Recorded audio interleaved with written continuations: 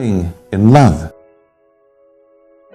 Everyone who perseveres in meditation discovers that although during our time of meditation it might appear that nothing happens, yet gradually the whole of our life is changed. We have to be patient.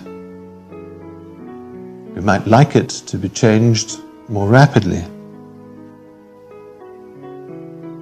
Our thought becomes clarified. Relationships become more loving. And this is because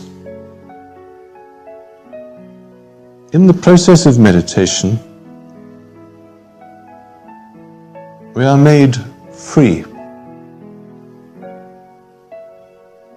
to love by love. And the reason for all this is really very simple. When we meditate, not only do we stand back from the individual operations of our being, but we begin to learn to find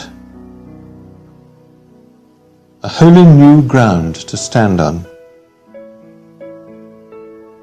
We discover a rootedness of being. And the rootedness is not just in ourselves,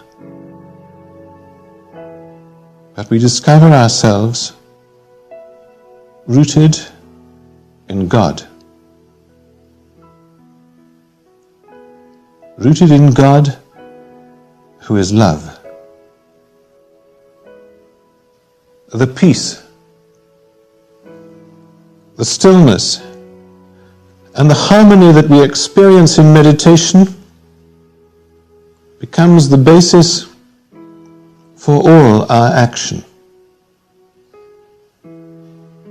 All our judgments are now illumined, inspired by love,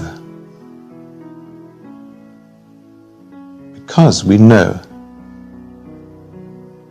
that love is the very ground of our own being. And all this because we learn the courage to take the attention of ourselves. We learn to stop thinking about ourselves. And we learn to allow ourselves to be still,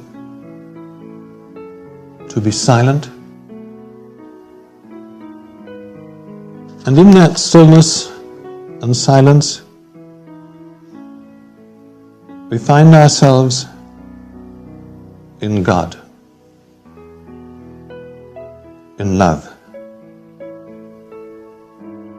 What I think you'll find is that the experience itself is self-authenticating. That you will just find that the more you meditate, the more your day seems to come into shape,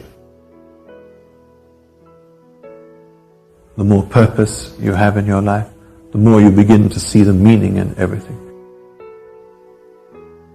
And the more you will find that love grows in your heart. Now, it may be there's a good deal of meanness there as well, but the love is growing.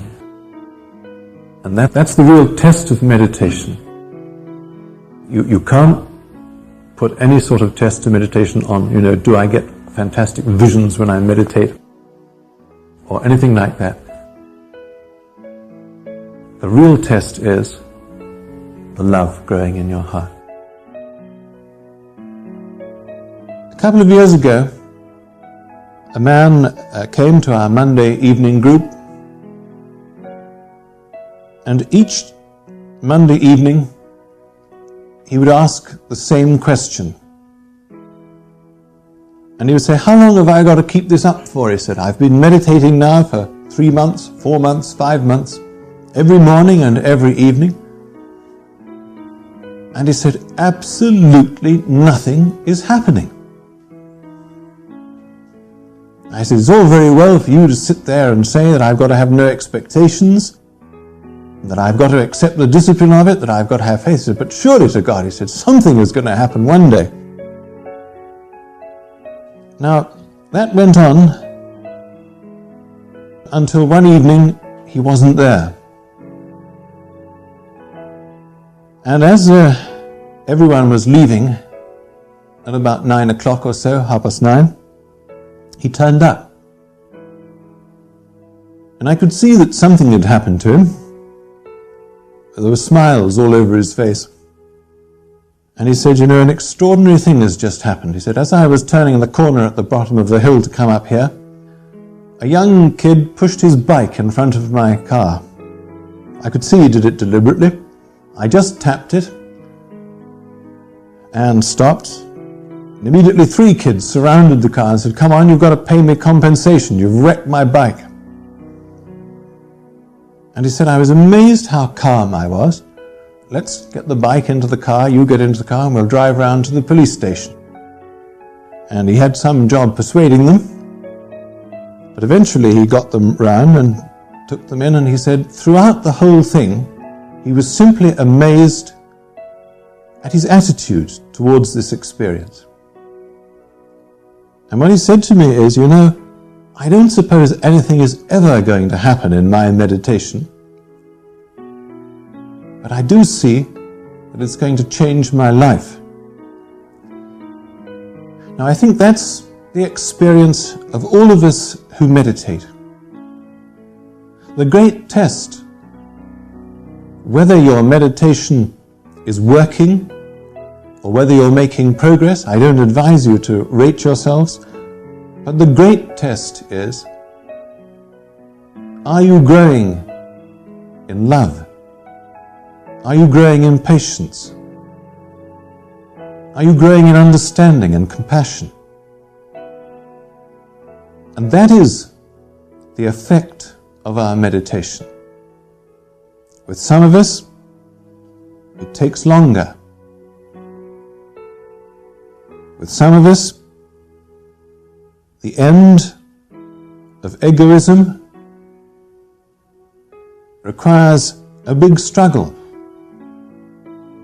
Sometimes we're carried more or less kicking and screaming into the kingdom of heaven. But the important thing is not to bother how long it takes. It doesn't matter how long it takes.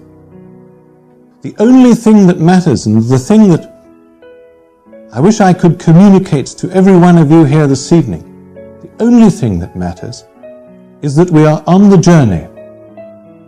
And the journey is a journey away from self, away from egoism, away from selfishness, away from isolation. And it's a journey into the infinite love of God.